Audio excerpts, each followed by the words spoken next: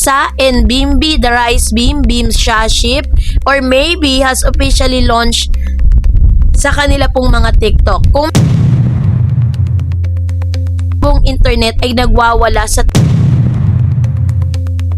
marami ang pilit na love team. Yung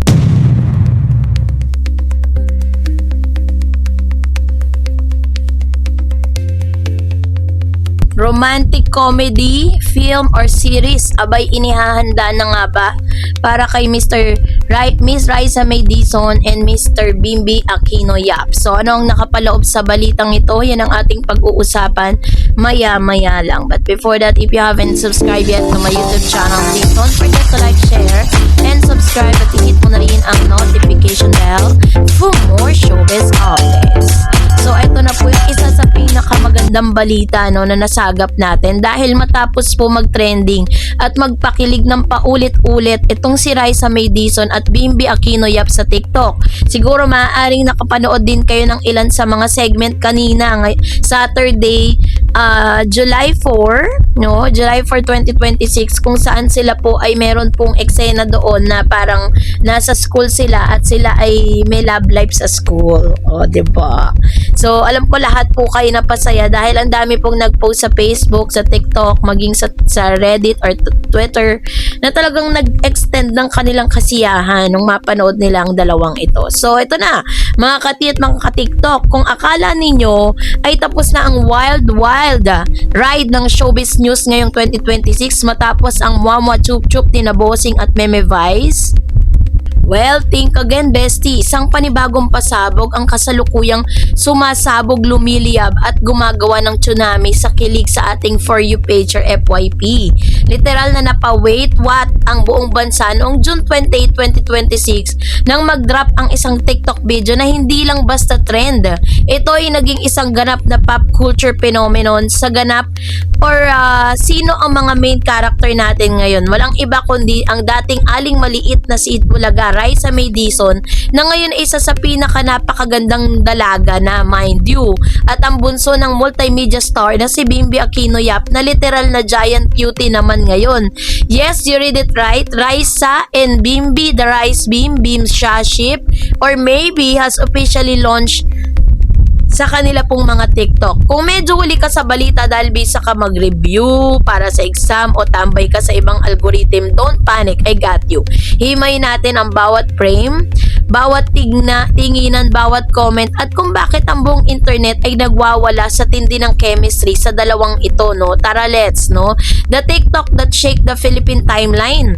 Ito ang eksena noong June 28, casual na nag-scroll ang mga tao sa TikTok nang biglang lumabas ang isang video sa account ni Raisa May or Raisa May Dizon. Sa unang tingin, akala mo normal na dance trend o banding lang ng mga showbiz kids. Pero, nung nag-play na, OMG, the tension, the vibes, and the organic kilig.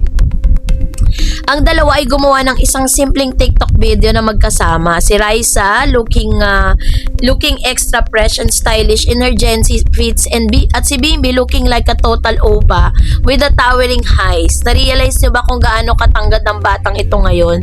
So, pure organic chemistry, zero force, just vibes. Hindi nila kailangan gumawa ng over the top na sayaw o pilit na acting. Yung simpleng interaction lang nila, yung asara nila, yung ngiting abot tenga at yung natural na pagiging komportable sa isa't isa was giving a main character energy sa isang Wattpad story o isang Gen Z rom-com series na Netflix. Ang pinakamapamatay sa lahat, yung height difference ni Raisa bilang kilalang petite at cute, habang si Bimbi naman sa tangkad, habang si Bimbi literal na dambuhala naman sa tangkad. Sa mundo ng modern shipping, ang malaking height difference ang ultimate kryptonite ng mga fans. It was giving severe giant protector X, pocket size princess, and troop, at the anatomy of kilig. Sabi dyan, na bakit nga ba effective ang tambalang ito? Let's be real for a second. Sa showbiz ngayon, marami ang pilit na love team. Yung tipong halatang pilit ng management para lang sa rating o kaya para sa promo ng isang movie. Hello, remember the Catherine Bernardo, Alden Mark Alcalati. Pero bakit ang reaksyon ng mga tao kina Raisa at Bimbi ay puro puso at walang halong ampalaya? the nostalgic factor kasi batang yagit at to dalaga, binata realness, lahat tayo nakasubaybay sa paglaki ng dalawang ito, 'di ba? Napanood natin si Raisa mula nung nanalo siya sa Little Miss Philippines 2012, nung gumagawa siya ng cha-cha-cha dance at noong may sarili siyang The Raisa May Show si Bimbi naman. Literal na sanggol pa lang, nagkakarga-karga na ni Chris Aquino, The Bass at Chris TV. Alam na natin ang bawat milestone ng buhay nila. Ngayong 2026, ang makita silang magkasama, masaya at nagpapakilib ay parang isang malaking plot twist para sa isang inner child. Para kailan lang kasi, mga bata pa sila na naglalaro, ngayon may kilig factor na silang dalawa. Si Bimbi naman being a gentleman aura sa mga pinapansin ng mga netizen sa TikTok video ay kung paano mag-behave si Bimbi sa tabi ni Raisa. Kitang-kita ang pagiging magalang na gentleman ng iba. Isang bagay na talagang mana sa pagpapalaki ng kanyang ina na si Queen of All Media, Chris Aquino. Si Bimbi ay hindi mukhang maangas o pilit na nagpapacool. He was just being his genuinely sweet, medyo mahiyain pero charming self. At si Raisa naman being the talkative and bubbly queen that she's in perfectong katapat sa energy ni Bim. Opposite really do attract, bestie. The top comment from TikTok, grabe ang tangkad ni Bimbi at napaka-gentleman na tignan kay Raisa. Bagay sila, in fairness, hindi pilit yung kilig, 'di ba?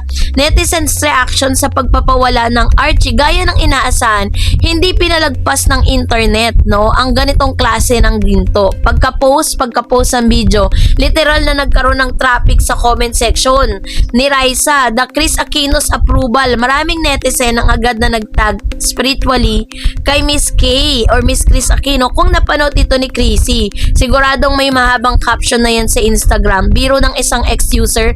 Alam naman nating lahat, 'di ba, na kung gaano ka-protective at ka-vocal si Tetay sa kanyang mga anak.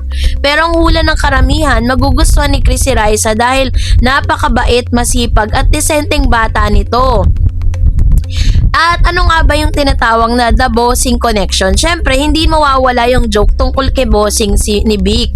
Si Raisa ay tinuring na parang tunay na anak o alaga sa Itbulaga. Sabi ng isang netizen sa Reddit, hala ka Bimbi, baka masubside ka na ni bossing Vic kapag pinaiyak mo si Aling Maliit. The TikTok algorithm overload. In less than 24 hours, ang video ay pumalo na agad ng milyon-milyon na views, ano? Ang mga Gen Z content creators ay agad na gumawa ng mga green screen reaction, videos, analysis sa body language ang dalawa at gumawa ng fan edits gamit ang mga kanta ni na Billie Eilish or Olivia Rodrigo. So, ano nga ba ang hinaantay natin sa future ng Maybe, no? May pag-asa ba sila sa showbiz? Dahil sa matinding traction na nakuha ng nag-iisang TikTok video na ito, hindi mapigilan ang mga haka-haka sa kung ano ang susunod na kabanata para kina Raisa at Bimbi. Di na talaga maaawat ang dalawang ito. Maaari ba silang maging isang official na love team? So, kung titignan natin, fresh faces, zero toxic ex baggage, no, massive combined fandom, Itbulaga plus Aquino legacy, natural chemistry that money, PR cannot buy. 'Di ba? Kung nagpapasya si Bimbi na pasukin ang mundo ng showbiz ng full time ngayon 2026, ang pagkakaroon ng proyektong kasama si Raisa May ay isang masterclass na PR move. Si Raisa ay mahal ng masa, subok na sa comedy at may solidong track record bilang isang magaling na host na aktres. Si Bimbi naman ay may daladalang pangalan at natural na karisma sa tatak Queen Imagine sa Gen Z rom-com series under Star Cinema or TV5, kung saan si Raisa ay isang bubbly hardworking girl tapos si Bimbi naman isang rich, shy at sweet giant student na magkakagusto sa kanya. O, 'di ba? Ito yung naiisip ng ilan na magiging parang rom-com or romantic comedy film or romantic comedy series na mapapanood sa Netflix nitong si Raisa at si Mr. Bimbi Aquino Yap, 'di ba?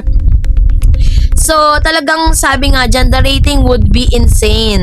So, ano nga ba yung final verdict? Isang mundong puno ng mabibigat na balita, political na drama at mga toxic na hiwalayan. 'Di ba? Pero sa matatandang Raisa, ang tambalang Raisa at Bimbi ay isang napakahusay na breath of fresh air. It's wholesome, it's cute at ibinalik nito ang simpleng pakiramdam ng crush lang noon high school, 'di ba? Walang pretension, walang malalim na issue. Just two young people having fun or TikTok and inadvertently making the entire nation smile, 'di ba? Kaya pala para sa amin dito sa Gen Z side ng internet, we are officially sitting. We are supporting this ship kahit na sa ngayon magkaibigan lang sila o simpleng collab lang to. Ang mahalaga ay pinatunayan nila na hindi mo kailangang malaking skandalo para mapag-usapan. Minsan isang magandang ngiti, isang cute na height difference at isang TikTok video lang ang kailangan para maging masaya ang araw mo ng mga Pilipino. Go get them, 'di ba? Go get them, Raisa Beam, keep the kilig coming. Yan ang